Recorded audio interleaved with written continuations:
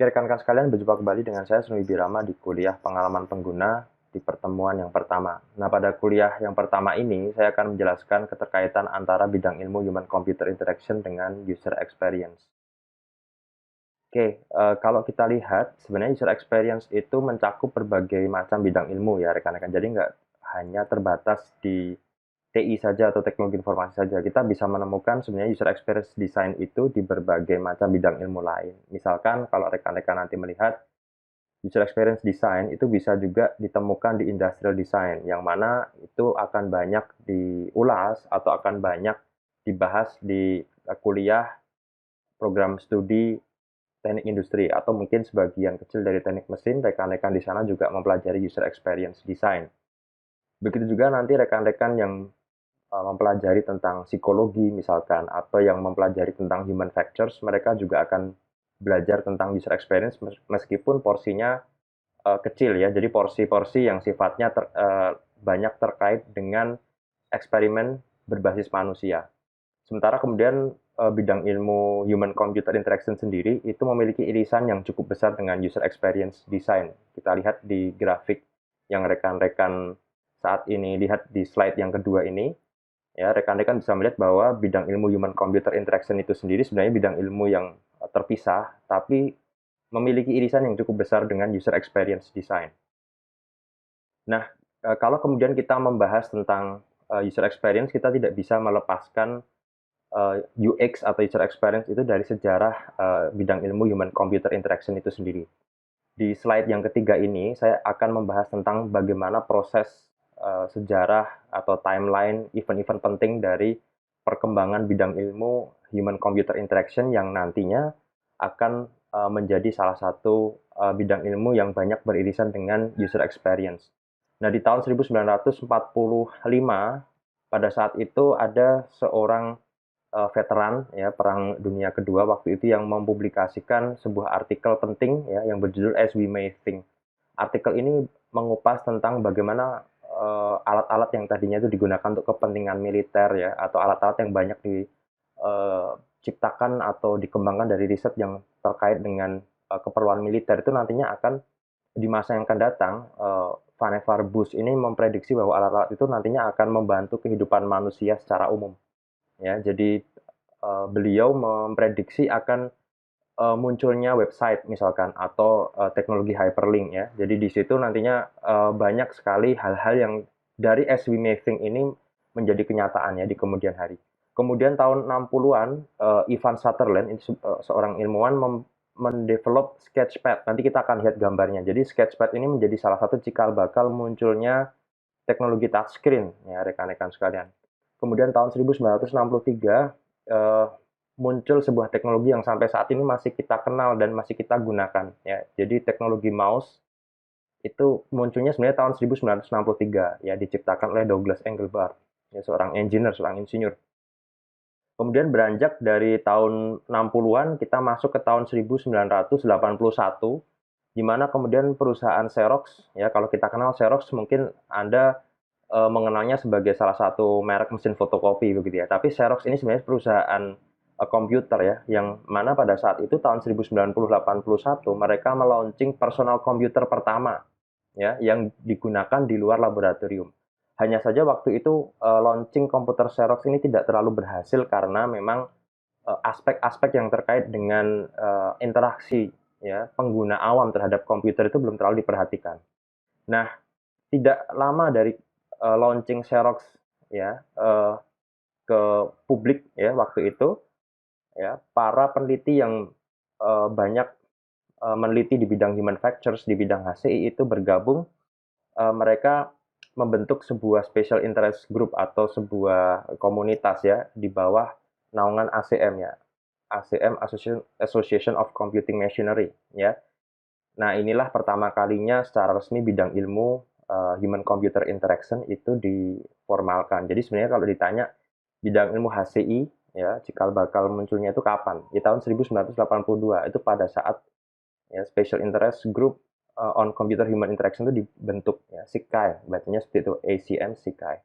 Kemudian tahun 83 ada sebuah buku yang fenomenal yang dikarang oleh 3 orang pengarang ya, engineer dan juga waktu itu profesor di universitas, yang berjudul The Psychology of Human-Computer Interaction, di mana buku ini membahas tentang dasar-dasar psikologi atau dasar-dasar pengetahuan yang dibutuhkan oleh peneliti di bidang human-computer interaction untuk membuat uh, perangkat, yang mana kemudian perangkat itu bisa digunakan secara baik karena mempertimbangkan faktor manusia, ya. Jadi mempertimbangkan limitasi memori, mempertimbangkan kecepatan pemrosesan informasi dan seterusnya.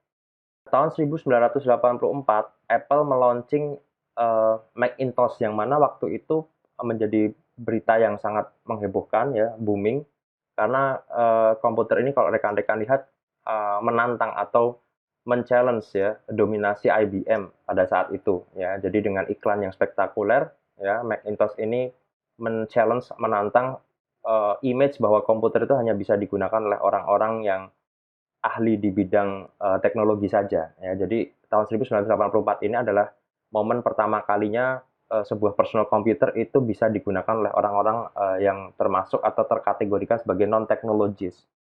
Nah, kemudian momen yang paling akhir, ya, yang tercatat sebagai timeline yang signifikan adalah tahun 2007, di mana 25 tahun, ya, sejak berdirinya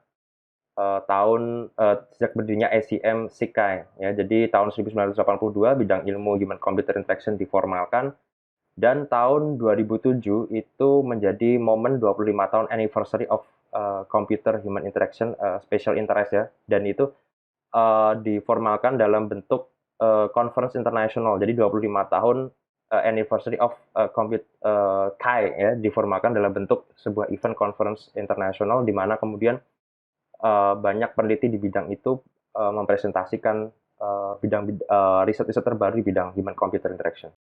Oke, rekan-rekan sekalian, di slide yang keempat ini saya akan menjelaskan tentang artikel yang ditulis oleh Vannevar Bush tahun 1945, ya. Jadi judul artikel tersebut adalah As We May Think. Jadi Vannevar Bush ini adalah direktur dari kantor Scientific Research, sekaligus dia adalah scientific advisor dari Presiden Amerika saat itu, ya. Jadi Perang Dunia Kedua, dia memimpin sekitar 6.000 orang saintis Amerika untuk mengaplikasikan sains demi kepentingan perang, ya, waktu itu. Nah, setelah Perang Dunia Kedua berakhir bagaimana? Kan seperti itu, karena riset-riset pada saat itu diarahkan untuk kepentingan militer. Dia memprediksi bahwa banyak teknologi yang dihasilkan untuk kepentingan militer itu nantinya akan diimplementasikan untuk kepentingan kemanusiaan dan kepentingan edukasi misalkan, ya. Jadi dia banyak melakukan prediksi di sana, ya, munculnya website, teknologi hyperlink dan seterusnya itu banyak ditulis oleh Vannevar Bush di artikel yang dia tulis begitu.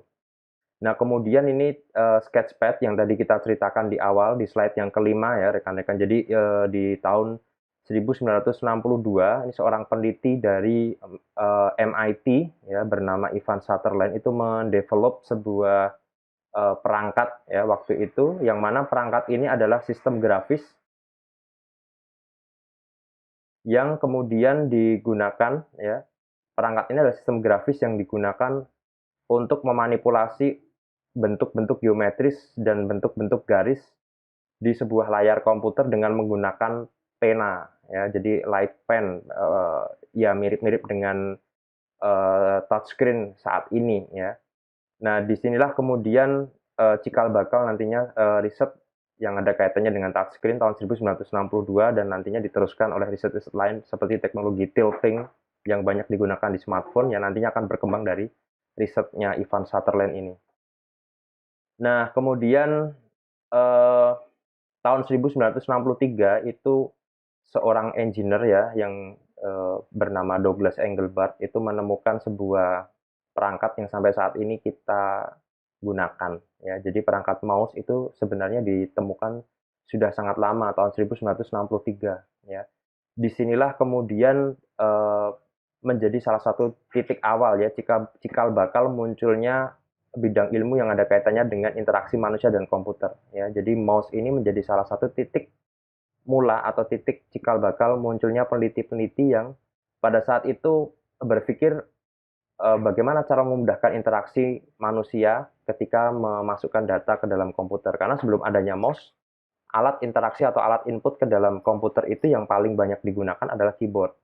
Nah, dengan adanya mouse ini maka memungkinkan berbagai macam interaksi itu muncul, ya interaksi-interaksi yang tadinya tidak dimungkinkan seperti menggambar garis, lengkung dan seterusnya menjadi sangat mungkin dengan munculnya mouse ini, ya. Nah, tahun 1967 ini ada sebuah studi ya atau ada sebuah riset yang menjadi milestone atau titik penting ya, eee, riset user experience kalau boleh kita bilang, tapi secara umum ini masuk ke riset yang, bisa kita kaitkan dengan, human computer interaction yang terbit di IEEE Transaction on Human Factors in Electronics tahun 1967 oleh, tadi rekan-rekan sudah melihat ya penemu mouse, Douglas Engelbart. Jadi dia membandingkan mouse dengan berbagai macam perangkat input lainnya seperti Lightpen. Lightpen tadi kita sudah melihatnya, ini menjadi salah satu alat input yang diciptakan oleh Ivan Sutherland, kemudian joystick, Gravacon, dan juga alat lain yang dikendalikan dengan lutut ya, jadi ini control lever ya. Ini dibandingkan dengan mouse ya. Jadi ini adalah salah satu studi atau salah satu riset eksperimental pertama ya, rekan-rekan di slide yang ketujuh ini, yang kemudian eee, menjadi salah satu titik awal ya, titik awal, riset-riset yang nantinya akan banyak dilakukan oleh peneliti di bidang, human computer interaction. Nah, rekan-rekan di slide yang ke-8, rekan-rekan bisa melihat tentang desain eksperimen dari penelitian yang tadi sudah dilakukan ya. Di sini bisa dilihat partisipan yang direkrut itu ada 13 ya, kemudian independent variable. Independent variable adalah, variabel bebas yang mana kemudian variabel inilah yang kemudian kita manipulasi ya. Jadi di sini yang dimanipulasi adalah metode input, metode masukannya ada 6 level atau 6 tingkatan, mouse, slide pen, Gravacon, joystick, ya, position control, joystick, rate control, dan ini control lever ya. Nanti kita ke depan akan menjelaskan secara detail apa itu independent variable dan dependent variable. Tapi yang jelas di sini dependent variable adalah variabel yang bisa kita manipulasi ya. Jadi apa nih yang ingin kita bandingkan? Nah, di sini Douglas Engelbart dan kawan-kawan membandingkan 6 perangkat ya, 6 perangkat yang mana kemudian ini menjadi independent variable dengan 6 level. Kemudian dependent variable atau variabel dependent-nya adalah eee, ada 2 ya di situ ya, task completion time dan error rate ya. Jadi waktu yang diperlukan untuk menyelesaikan satu tugas ya dan juga tingkat kesalahannya. Jadi dependent variable ini, variabel terikat ini adalah apa yang dihasilkan dari proses eksperimen tadi. Jadi proses eksperimen itu akan menghasilkan sebuah parameter yang itu bisa kita ukur. Itu yang disebut sebagai variabel terikat atau dependent variable. Di sini ada 2, yakni task completion time dan error rate. Kemudian desain eksperimennya nanti kita akan jelaskan di kuliah-kuliah selanjutnya. Ada within subjects. Within subjects adalah ketika kita merekrut satu kelompok peserta ada 13 orang dan 13 orang itu mencoba semua level di independent variable. Jadi dia mencoba mouse, mencoba Lightpen, mencoba Gravacon dan seterusnya. Semua orang mencoba. Nanti ada between subjects nanti kita terangkannya. Tapi di sini within subjects adalah ketika kita merekrut satu kelompok partisipan, semua partisipan yang ada di dalam kelompok tadi itu kita beri treatment atau mencoba semua peralatan yang diujikan. Kemudian counterbalance. Counterbalance ini artinya urutan penggunaannya itu diacak. Nah, ini nanti rekan-rekan akan belajar di experimental design ya, nanti kita akan ajarkan. Kemudian tugasnya apa saja? Nah, tugasnya ada macam-macam nih ya, press space bar, acquire device, position cursor on target, select target ya. Jadi ada 1, 2, 3, 4, ada 4 task ya, ada 4 tugas yang harus diselesaikan oleh peserta dengan menggunakan 6 input yang berbeda. Oke. Kemudian di slide yang ke-9 rekan-rekan bisa melihat ini adalah hasil eksperimennya ya. Jadi di sumbu Y, di sumbu yang vertikal rekan-rekan bisa melihat waktu yang dibutuhkan atau time di situ dalam seconds ya, dalam detik. Yang mana kemudian di sini adalah task completion time ini terdiri dari access time dan motion time. Jadi access time itu waktu yang dibutuhkan untuk mulai ya dari posisi zero, ini khusus untuk knee control ya, sampai kemudian alat itu bisa apa, di di apa, digerakkan begitu. Nah, karena access time itu kalau untuk knee control itu dia nol, karena alatnya kan nempel terus ya di lututnya, maka di situ access time-nya nol ya. Jadi yang dihitung cuma motion time aja, gerakan dari alatnya. Sementara untuk yang lain itu access time-nya mungkin tidak nol. Kenapa? Karena mulai dari posisi tangan, misalkan posisi tangan kita tidak menyentuh sampai menyentuh ke alat itu dihitung sebagai access time. Ya, kemudian motion time adalah saat tangan kita itu menggerakkan peralatan tadi, begitu. Jadi kalau kita lihat di slide nomor 9 ini, ya, kita melihat bahwa task completion time itu yang paling tinggi adalah joystick. Ya, joystick untuk rate ya, levelnya adalah rate. Sementara mouse itu ya tengah-tengah lah, dia 2,62 detik ya. Ini hasil yang pertama. Kemudian error rate. Nah, ini di slide yang ke-10, rekan-rekan silakan lihat di slide yang ke-10. Seperti yang rekan-rekan lihat di monitor juga.